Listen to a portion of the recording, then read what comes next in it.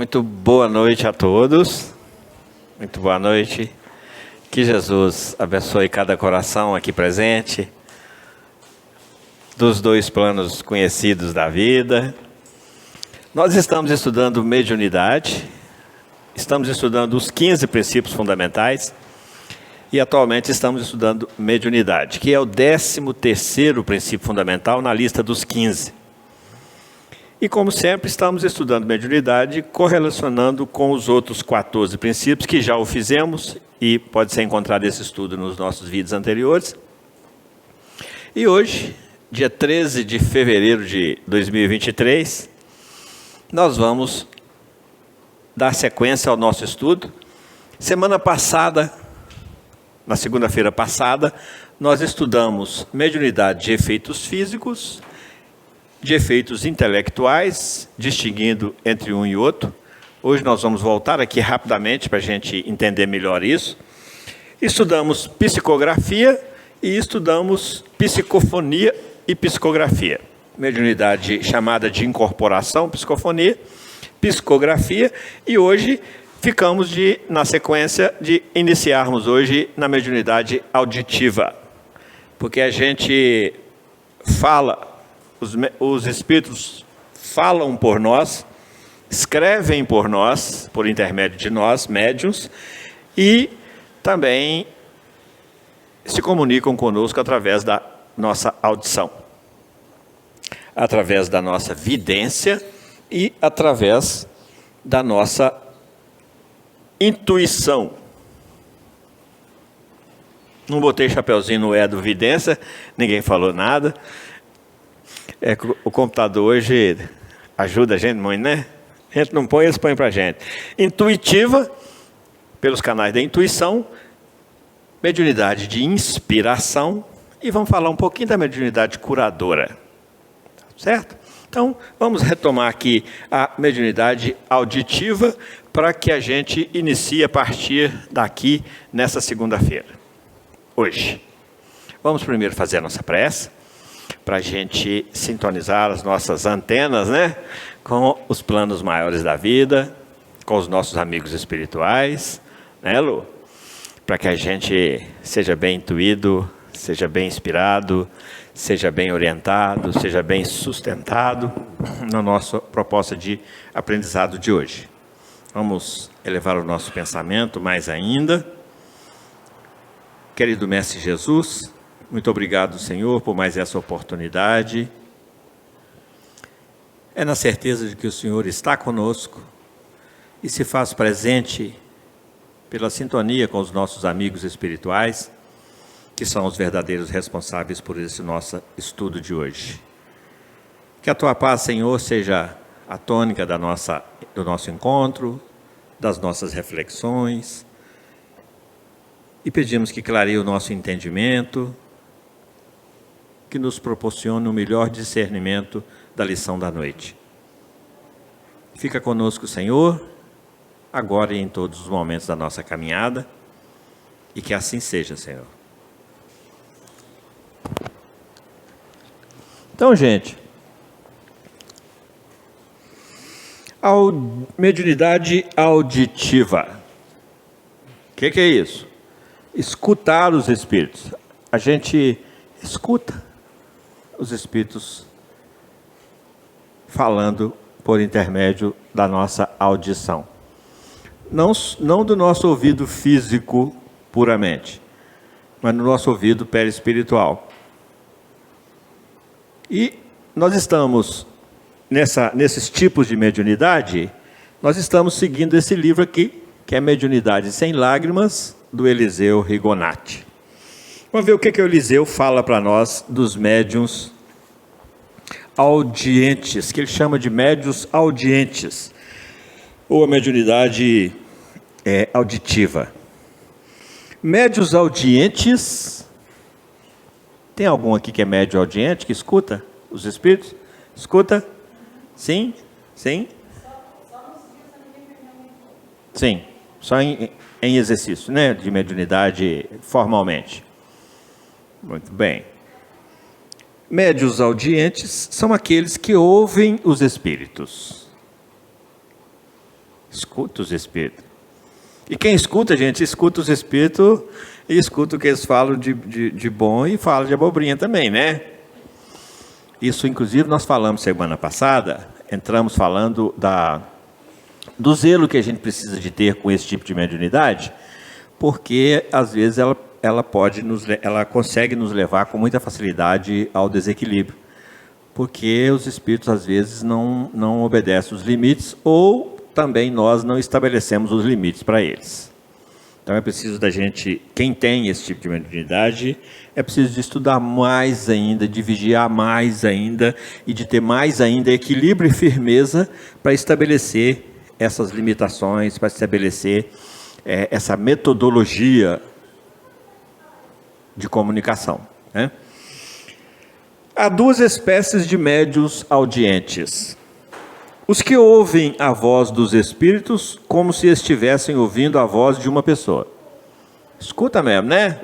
Quem é médium audiente aí, pode dizer para nós que escuta assim, como se estivesse conversando aqui com o Vicente, né? Não é assim, Lu? Não é? Tem que ter controle, senão fica perturbado. Ouvir qualquer hora, em qualquer lugar, à torta e à direito, deve ser terrível, né, gente? Não deve ser muito bom, muito agradável. Porque aí perde-se o controle, né? E realmente a coisa fica complicada com esse tipo de mediunidade. Os que ouvem, e tem dois tipos, né? Nós estamos estudando dois tipos. Os que ouvem a voz dos espíritos como se estivessem ouvindo a voz de uma pessoa. E dois, os que ouvem a voz dos espíritos dentro de si mesmos. Então, não é aquela sensação de que está alguém conversando consigo, né? Externamente, mas é uma coisa mais interna, mais interiorizada. No primeiro caso, quando o médium ouve a voz dos espíritos como se estivesse ouvindo a voz de uma pessoa, nesse caso, no primeiro caso, os espíritos impressionam os nervos auditivos do médium. No segundo, o perispírito do médium recebe o pensamento dos espíritos e o médium o sente como se fosse uma voz interior.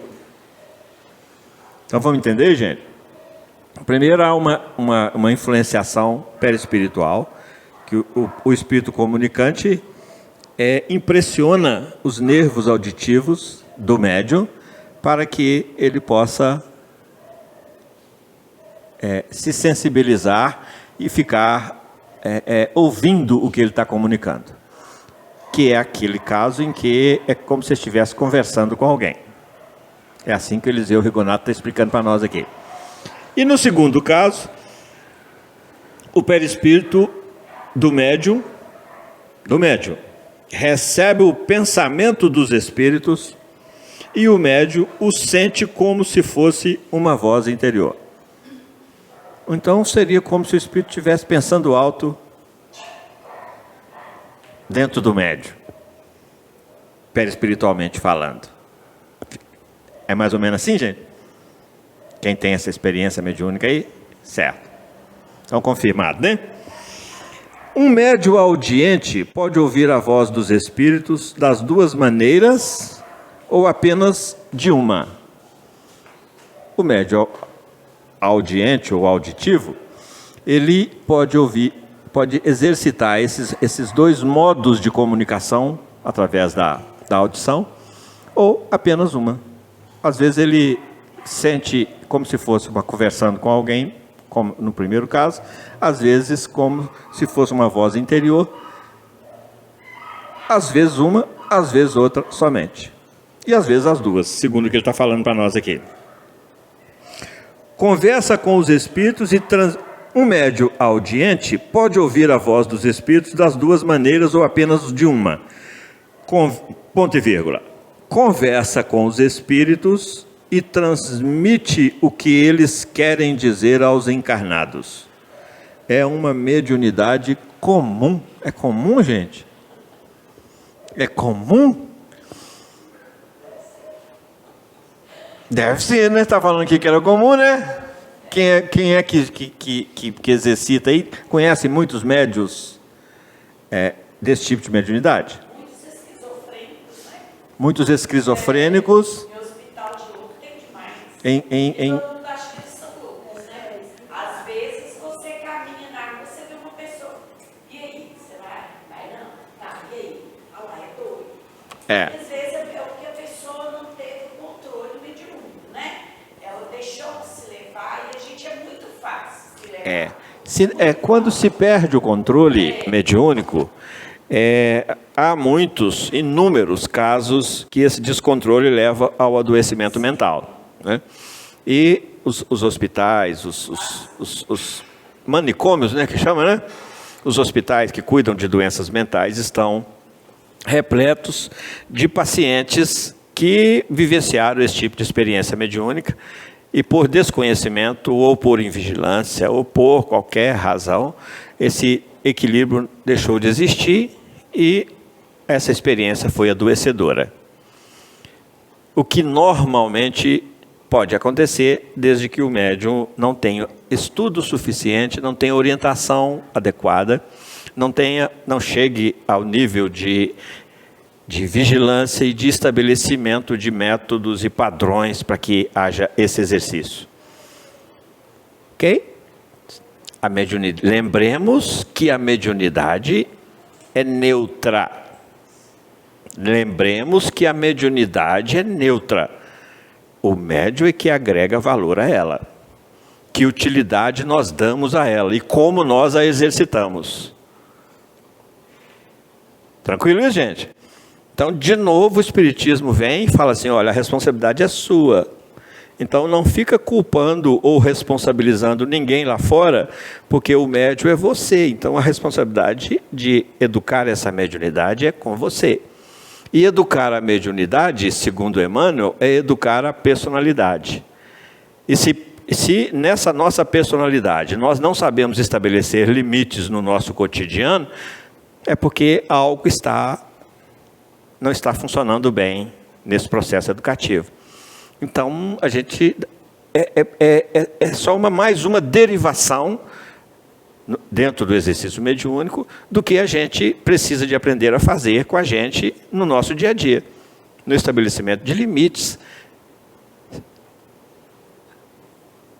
na predisposição ou na disposição para dizer não quando é preciso dizer não e dizer sim quando é preciso dizer sim. Ou seja, que a gente tem esse controle, como a gente tem o controle no campo das relações interpessoais. Senão a gente é também influenciado no campo das relações interpessoais, só muda de padrão vibracional. Nós deixamos de ser influenciados pelos encarnados e começamos a ser influenciados pelos desencarnados. Concordam com isso, gente? Então, de novo, trazendo a responsabilidade para nós. Alguém quer falar alguma coisa sobre a mediunidade auditiva? Ou os médios audientes, como Kardec os chama? Ou podemos passar adiante? Vicente, a única experiência que a gente tem, eu sei também educadora, né? A gente tem muito cuidado com as crianças, né? Com as crianças, né? Porque elas são muito impressionadas. Elas têm a idade certa, né? Às vezes elas vêm nos falam coisas que você faz coisas, né? Aí você tem que ter esse cuidado com o que a criança fala, né? Sim. Está assistindo aquela criança também. Né? Sim. Tem muito cuidado com o que a gente ouve, Sim. principalmente eles. O que ela está trazendo para nós é da necessidade da gente ter esse cuidado com as crianças, porque isso a gente entende muito bem, porque nós sabemos que a criança, o espírito em processo de reencarnação, é reencarnado dos 0 aos 7 anos, ele ainda gradativamente ele vai distanciando um pouco da comunicação com o plano espiritual. Mas principalmente nas primeiras fases, dentro dos 0 aos 7 anos, a criança convive entre os dois planos com muita naturalidade. Então ela tem um amiguinho que conversa com ela escuta ele naturalmente, ela o vê naturalmente, E a gente, às vezes, acha que a criança está ou tá mentindo, ou está inventando, ou está desequilibrada, ou está atrapalhada, ou está inventando. Ou seja, a gente precisa de entender que nesse processo dos 0 aos 7 anos, isso é normal de acontecer. E se isso acontecer, que a gente tenha o cuidado com a criança de não gerar medo, de não gerar desconfiança, de não ter nenhuma repreensão sobre isso, encarar isso como natural isso é, dentro da própria natureza. Mas sabendo, tendo consciência de que nessa fase do 0 ao 7, é porque a criança vai, aos poucos, diminuindo esse estabelecimento dessa comunicação. Mas nas primeiras fases, transita entre os dois planos, o encarnado e o espiritual, o físico e o espiritual. Então, é natural que ela tenha esses flashes, alguns flashes, ou esse comportamento mais efetivo, esse relacionamento mais efetivo com companheiros desencarnados, que cientes desse estágio deles, daqueles espíritos nessa fase de reencarnação, eles também naturalmente estabelecem essa comunicação. Muito bem lembrado isso, para que a gente se posicione naturalmente sobre isso. Não encorajando nem desencorajando, mas encarando como naturalidade.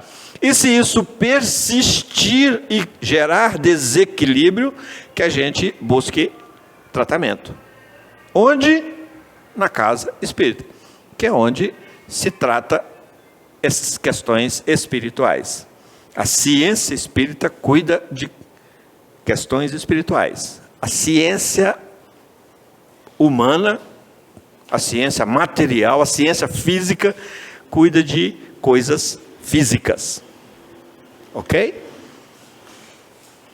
Então a gente precisa de ter esse feeling, ter essa percepção, para que, ao depararmos com essa situação, a gente não ser complicador daquilo que é natural na vida daquele espírito que está passando uma fase perfeitamente dentro da natureza, das leis da natureza.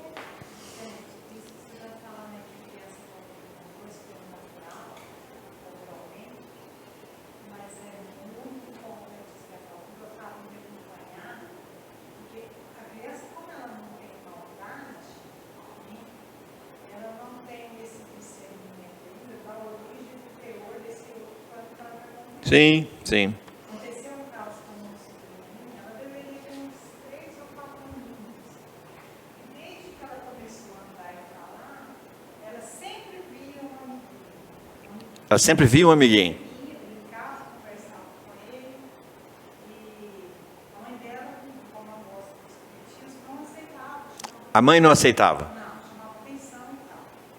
Até que o negócio foi ficando sério. Ela falando com o amiguinho dela, estava chamando ela para ir morar em outro lugar muito longe do papai. Uhum. E foi ficando sério. O amiguinho dela estava desencaminhando a cabecinha dela. Entendeu? Daí a pouco ela começou a ver o avô dela, que já tinha bastante tempo, e foi ficando sério. E a gente teve que pegar ela para levar no tratamento espiritual escondido da mãe. Ela foi no irmão José hoje, e aí ela já não viu mais um amigo, o amiguinho não foi mais Sim, com ela. sim. E às vezes os pais não aceitam, né, não, por ignorância mesmo, de não saber e de não concordar, por questões religiosas mesmo, né? Mas não acreditava. Até porque conhece tudo, sabe como é que é, mas a mãe dela não aceitava. Quando chega nesse desequilíbrio, né? A mãe dela não aceitava. E aí nós pegamos e levamos ela escondido. Levou escondido para o tratamento. Desde o pai até acompanhou. Porque os pais não aceitavam, aí vocês intercederam e levaram escondido. É preciso tomar... Sim. Começou o tratamento espiritual, cessou a influenciação. Isso. Então, gente, esse cuidado... Isso, entendeu? Então, assim, isso é muito sério, porque realmente a criança, ela vê, ela sim, sim. Há uma seriedade nisso, sim. Sim. Hoje, da mesma forma...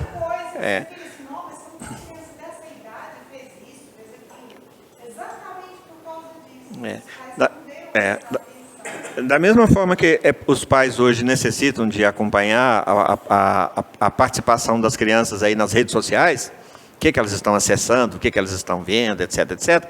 Também, nesse caso, como é que está sendo essa comunicação entre a criança e o espírito comunicante, porque muitas vezes a gente não pode... Quem nos fala isso é o apóstolo João Evangelista. E quando ele fala assim, não confieis em todos os espíritos, verificai primeiro se eles são do bem, se eles são de Deus. Então, isso é responsabilidade dos pais de averiguar isso e de interceder nessa questão auditiva, porque dali pode nascer um desequilíbrio mais sério.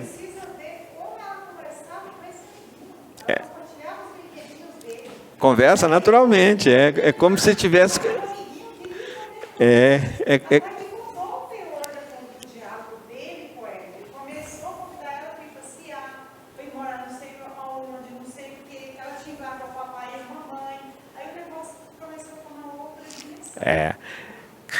Começa a dar maus conselhos, né? Para o espírito, naquela fase infantil, é facilmente influenciável. Né? E tem outro caso também, nesse que eu assisti da propriedade que eu faço trabalho, é uma criança lá de Ribeirão das Neves. Essa já era maiorzinha, 5, 6 anos. Ela estava brincando no quintal da casa dela, de repente ela começou a conversar com alguém. E não tinha ninguém perto dela, ela era filha do... No quintal começou a conversar com alguém. Uhum. E vocês olharam, não tinha ninguém.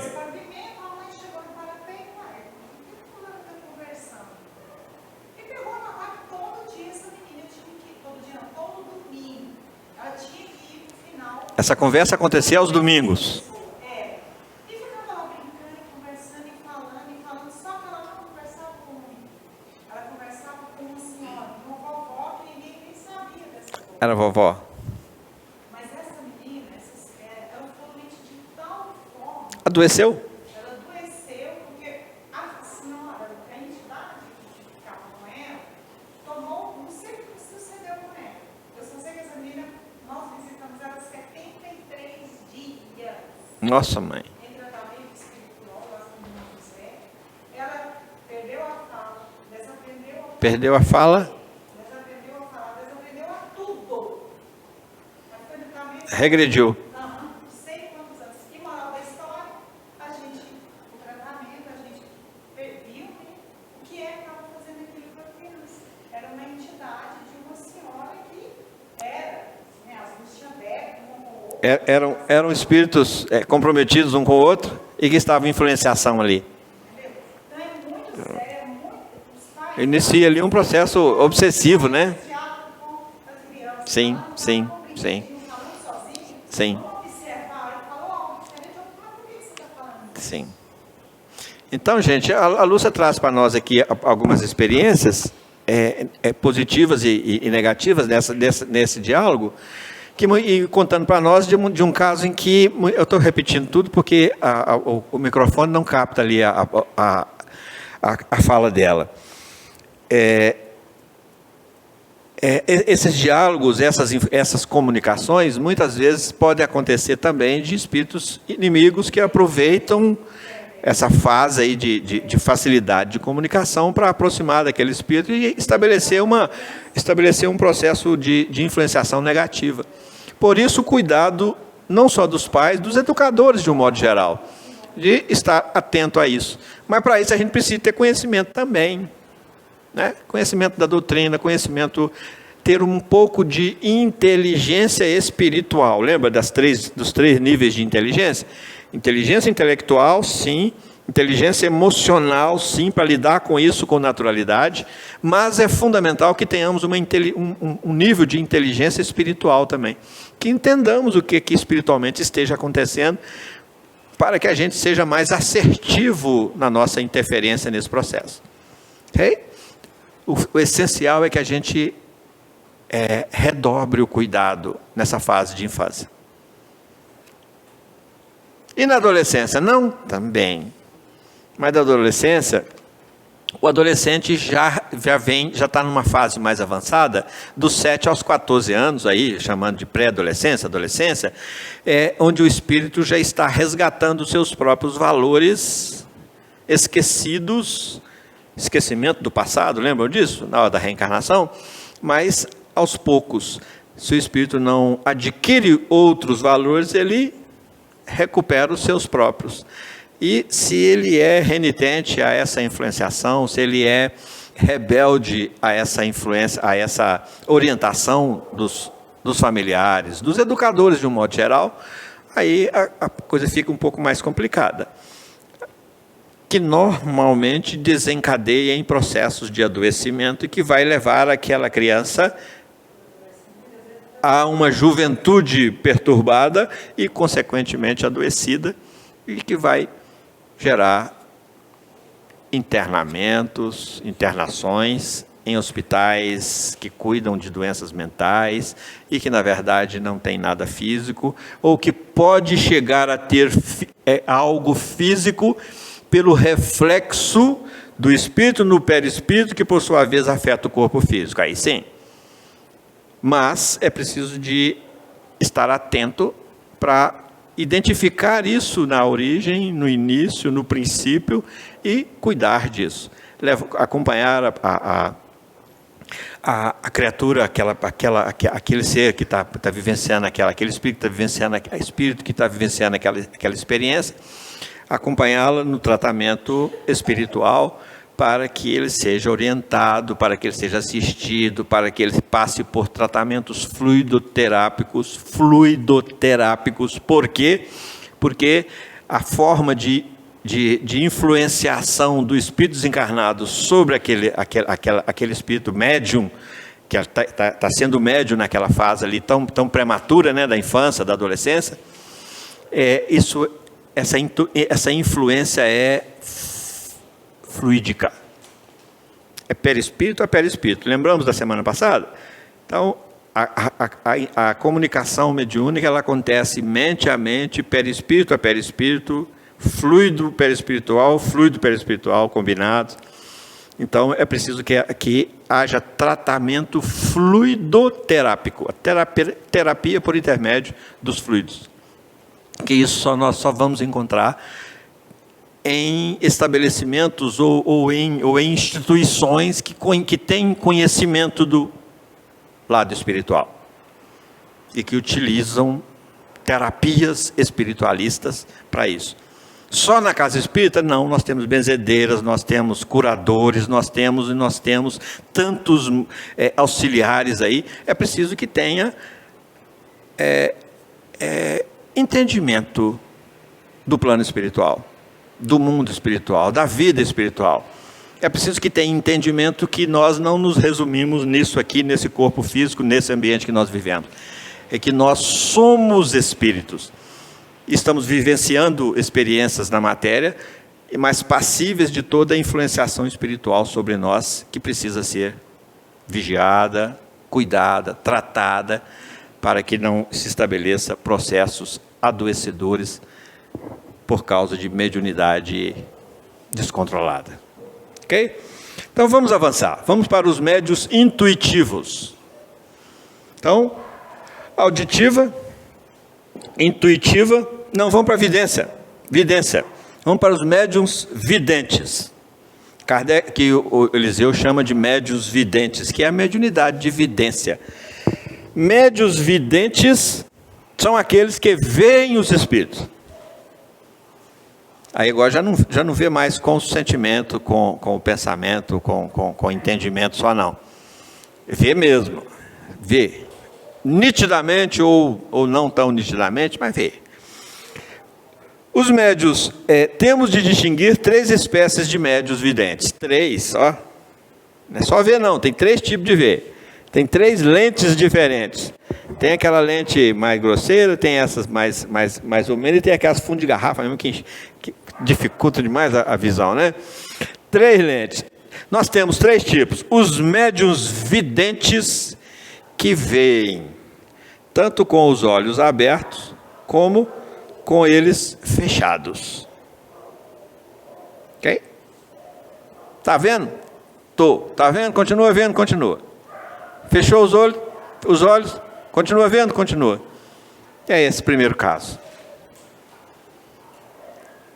Pergunta por você está vendo aquela senhora ali? Estou não. Aí fecha o olho, continua vendo. Abre o olho, continua vendo. Médio vidente. Os médiuns videntes que veem somente com os olhos abertos. Só com o olho aberto. E os médiuns de visão mental.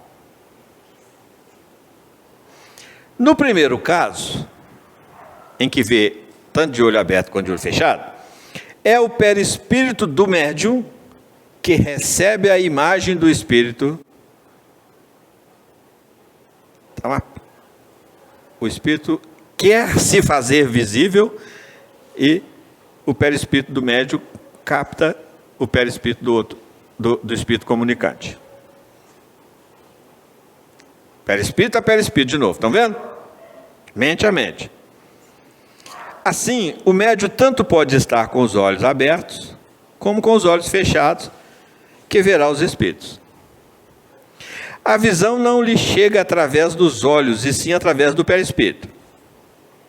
Estes médiuns são chamados clarividentes, e a mediunidade que possui chama-se clarividência. São raríssimos. Enxerga de olho aberto, enxerga de olho fechado, enxerga sem olhar, enxerga de qualquer jeito. São mais raros, são os clarividentes. No segundo caso, qual que é o segundo caso? Os médiuns videntes que veem somente com os olhos abertos. No segundo caso, a causa da vidência reside nos olhos do médium. Nos olhos do médium, só de olho aberto. Os olhos se tornam sensíveis sobre a ação fluídica do espírito que se quer deixar ver. Da mesma forma que na auditiva eles impressionam os nervos auditivos para se fazerem ouvidos, os espíritos, nesse caso aqui eles impressionam a retina do médium, que ele só consegue enxergar de olho aberto. Então, nesse caso, eles impressionam fisicamente a retina do médium. No segundo caso, a causa da vidência reside nos olhos do médium. Os olhos se tornam sensíveis sob a ação fluídica do espírito que se quer deixar ver. E nesse estado de sensibilidade óptica, o médium o vê em pensamento. Como é que é isso? Quem é vidente aí, gente? Tem vidente aí? Tem. Então, no segundo caso, a causa da vidência reside nos olhos do médium. Ele só enxerga de olho aberto. Os olhos se tornam sensíveis sob a ação fluídica do espírito que se quer deixar ver. Então, primeiro ele precisa de se deixar ver o espírito que está se comunicando. O que ele precisa de fazer? Densificar o seu perispírito. Tornar o seu perispírito um pouco mais denso para ele ficar visível. Senão, a retina não vai conseguir captar. E, além disso, influenciar a retina do médium, porque ele só enxerga de olho aberto, para que o médium consiga vê-lo.